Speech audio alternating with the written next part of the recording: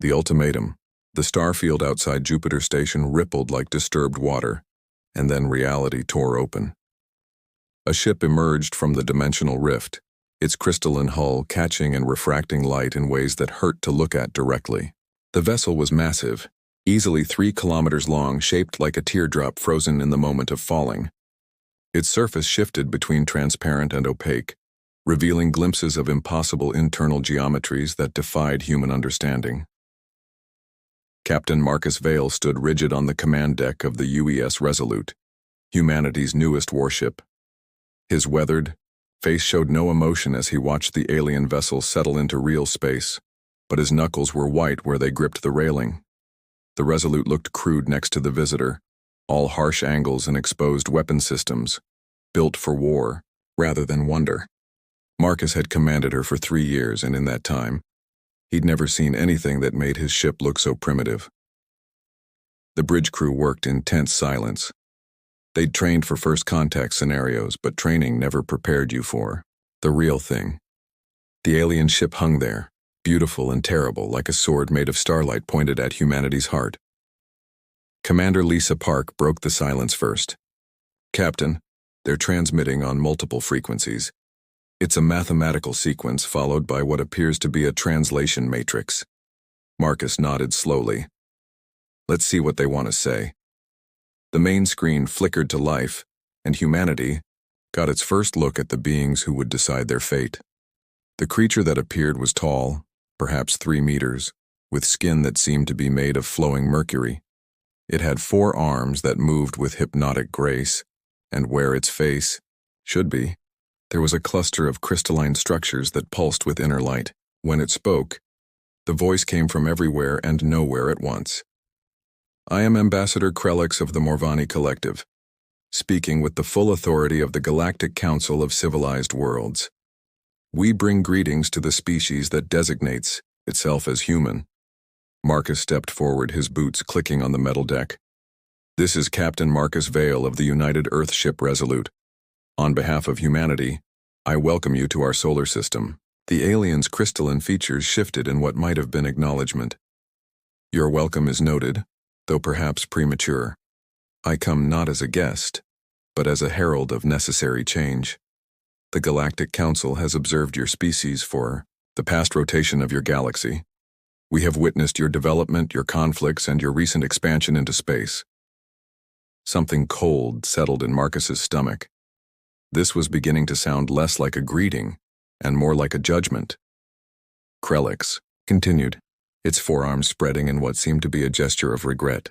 "Your species has been classified as a level 9 aggressive civilization. In your brief existence, you have engaged in over 15,000 recorded conflicts. You have developed weapons capable of destroying your own planet multiple times over.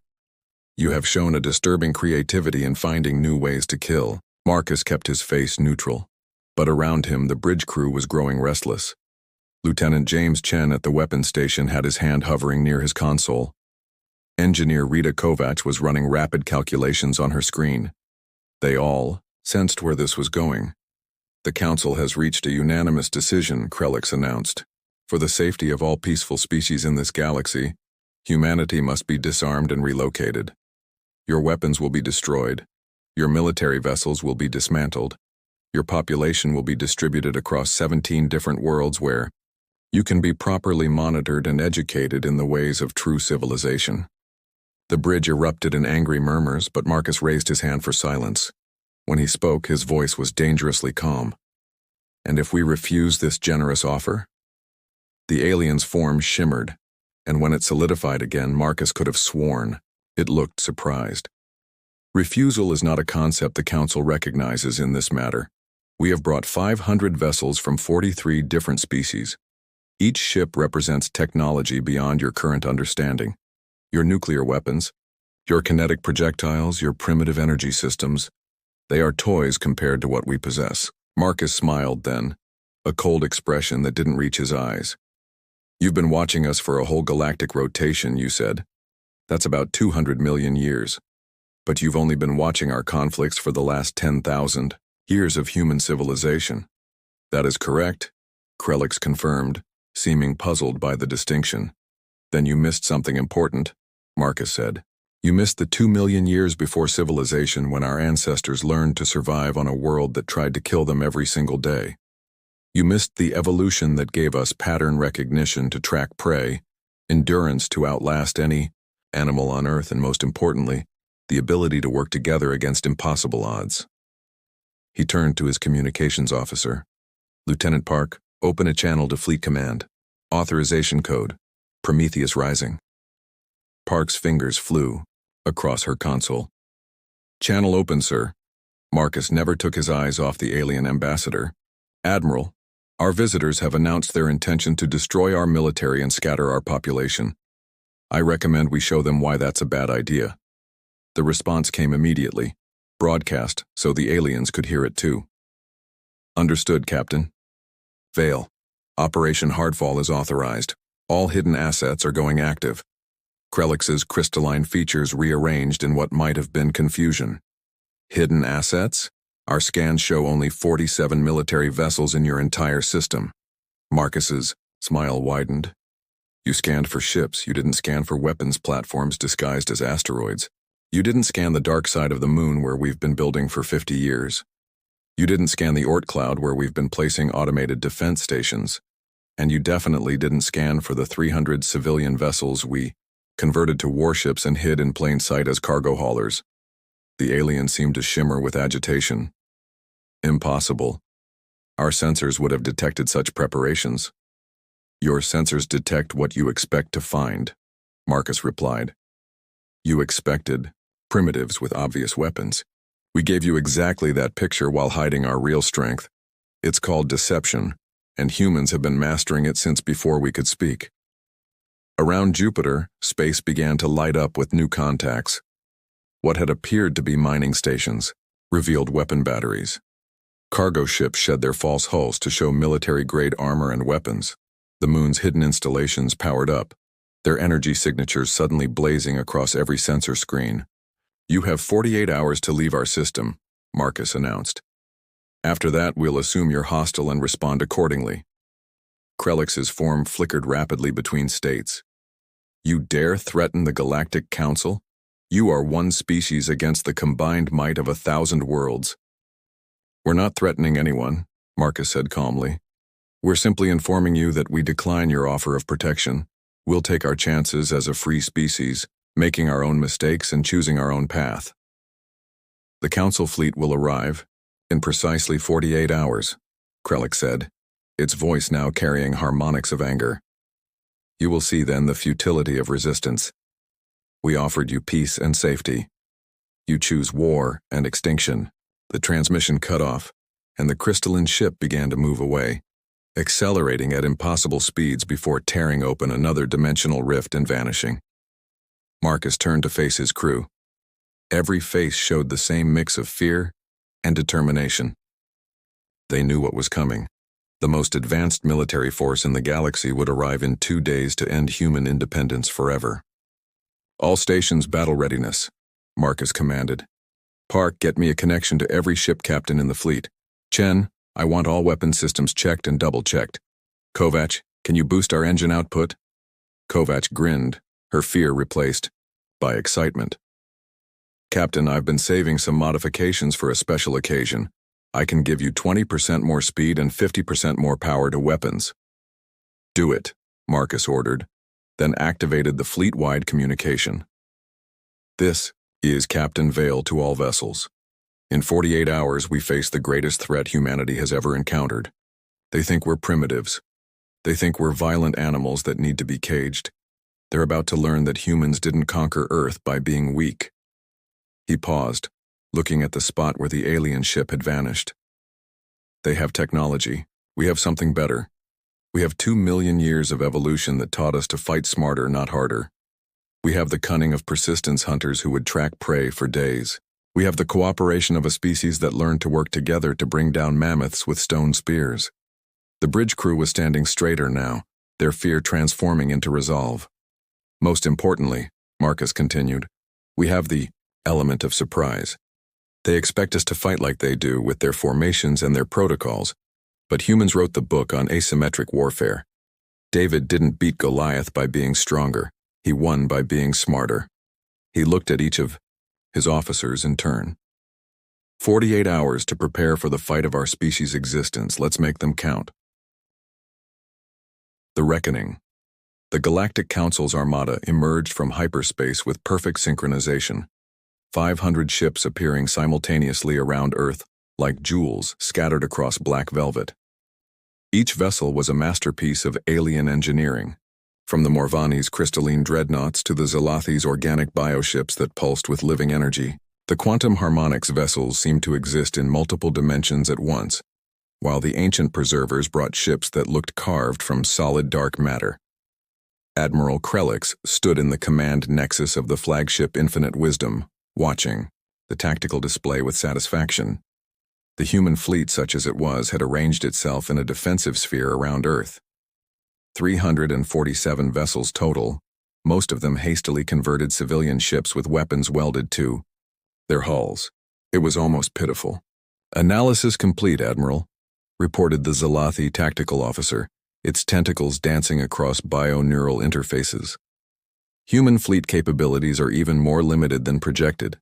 Their strongest weapons yield approximately 12% of our minimum defensive threshold." Krellix's crystalline form hummed with confidence. "As expected. Begin broadcast on all frequencies." The message went out across the solar system, reaching every human ship, station, and settlement. "Humans of Earth, this is your final opportunity. Surrender now and be relocated peacefully. Resist, and we will be forced to disable your vessels. You have 10 minutes to comply." The response came not from Earth, but from the human flagship, positioned near Mars. Captain Vale's face appeared on every council screen, his expression calm and almost amused. "Admiral Krellix, we've prepared a response to your generous offer. You might want to check your 6.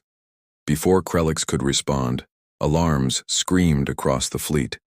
Massive objects were emerging from the Oort cloud, accelerating at impossible speeds toward the Council armada.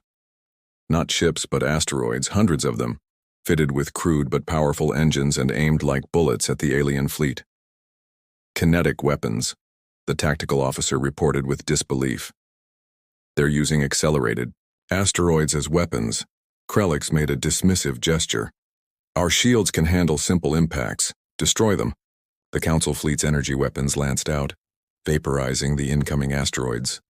But as they did, something unexpected happened. Each destroyed asteroid released clouds of metallic dust that spread rapidly through space, creating an expanding field of sensor-blocking particles. "We're losing sensor resolution," warned the Preserver's representative. "The dust is interfering with our targeting systems." Through the growing cloud of debris, smaller objects began to appear, thousands of them, each no larger than a human ground vehicle. They moved erratically, randomly, making them nearly impossible to target accurately. "What are those?" Krellix demanded. The answer came as the first wave reached the Council fleet. The small objects were mines, but not the sophisticated energy weapons the Council expected. These were simple devices, chemical explosives wrapped around cores of dense metal. When they detonated against the Council's shields, they did minimal damage, but there were thousands of them, and each explosion added more debris to the growing cloud. The elegant Council formation began to break apart as ships maneuvered to avoid the primitive but effective assault. And that's when the human fleet struck. They came through the debris cloud like ancient raiders, using the sensor interference to mask their approach. The converted cargo ships had been hiding something: massive magnetic railguns that fired solid tungsten rods at significant fractions of light speed. Against energy shields designed to disperse laser fire, the kinetic impacts were devastating. The Zalathi bioship, Harmony of Thought, took 3 direct hits, its living hull screaming, as tungsten rods punched through it like bullets through paper. The quantum harmonics vessel Phase Dancer tried to shift dimensions to avoid the assault, but the humans had somehow predicted this. Mines had been placed in alternate dimensional phases, waiting for exactly this maneuver. Krellix watched in horror as his perfect formation dissolved into chaos. The humans weren't fighting like civilized beings. They were fighting like cornered animals, using every dirty trick and desperate gambit they could think of. Admiral, his communications officer called out urgently. The human commander is broadcasting. Vale's face appeared again, and now he wasn't smiling. You studied our wars, Admiral, but you learned the wrong lesson. You saw violence and called us primitive. But human warfare has always been about one thing: survival. We don't fight for glory or honor. We fight to live. As he spoke, new contacts appeared on the sensors. The moon's hidden mass drivers had gone active, launching streams of metal projectiles at incredible velocities. Mars Station revealed itself to be a massive weapons platform.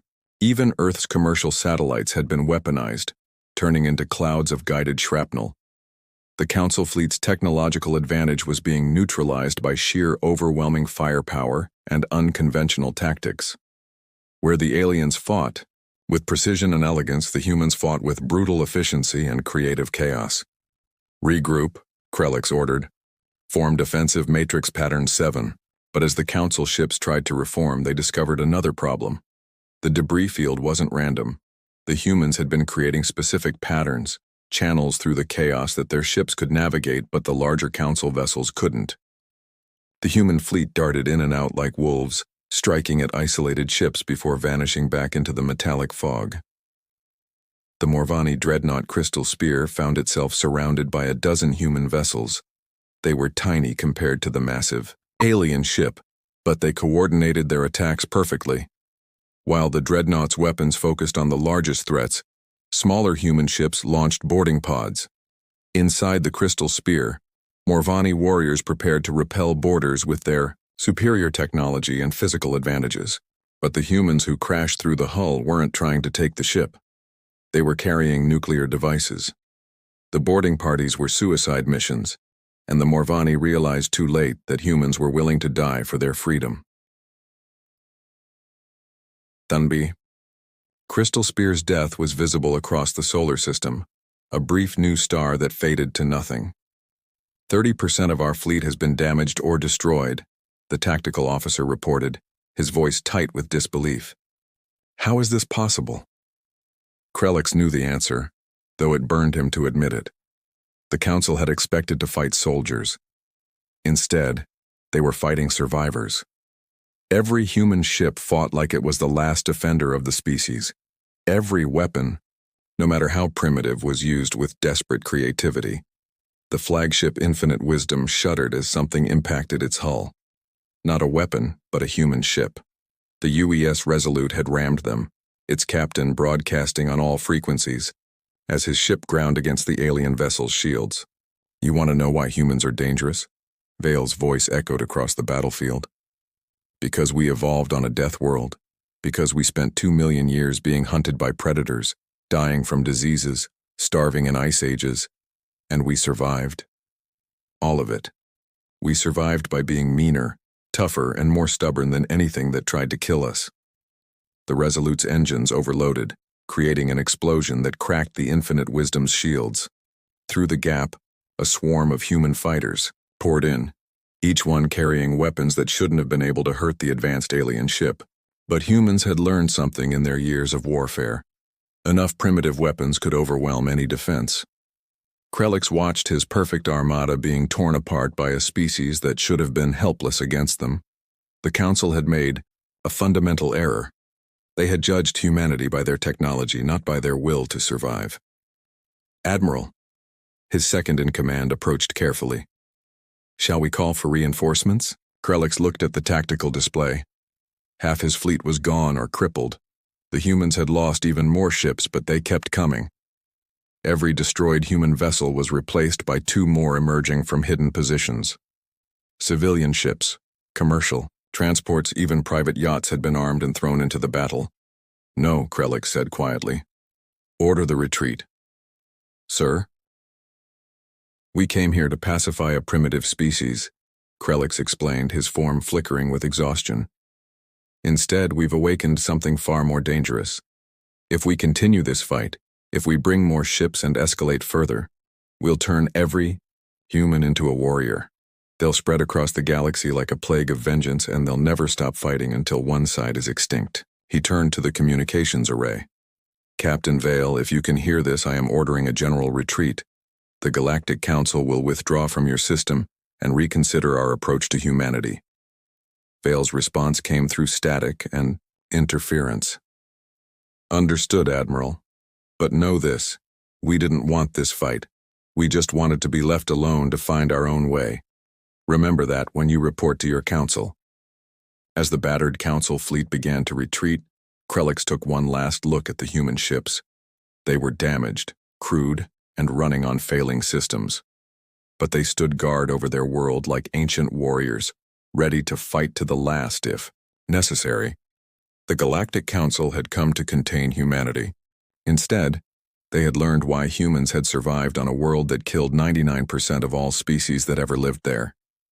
They weren't the strongest or the most advanced. They were simply the most unwilling to give up. As the dimensional rifts opened and the Council fleet fled, a new chapter in galactic history began. The humans had announced themselves to the universe not as conquerors or explorers, but as a species that would never accept chains, no matter how gilded or well-intentioned.